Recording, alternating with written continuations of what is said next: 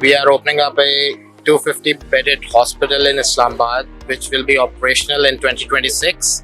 And this would be the first hospital in Pakistan which is affiliated with Imperial College, and we would having the access to their knowledge and expertise.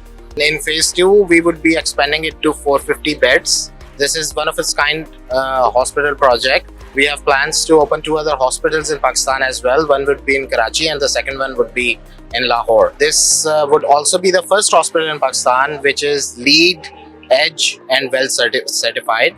We also have plans to go for Joint Commission International Accreditation. This particular hospital is designed by HKS, which is one of the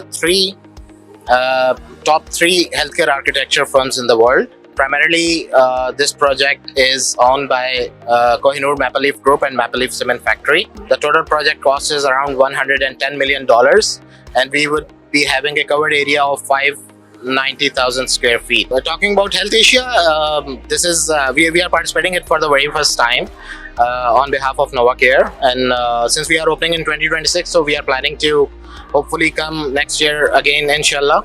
This is a very good platform. There is a lot of footfall. A lot of people are coming in, and which is really unexpected, particularly on the weekdays. Like Thursday, there are a lot of people, and even on Friday, we are seeing a lot of movement around here.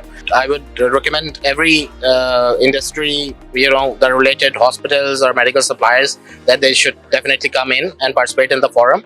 And our main purpose was to create a market awareness in the southern market that we are coming in 2026. And also an opportunity to meet different vendors and suppliers, medical equipment suppliers, and definitely to attract human resources for our upcoming project.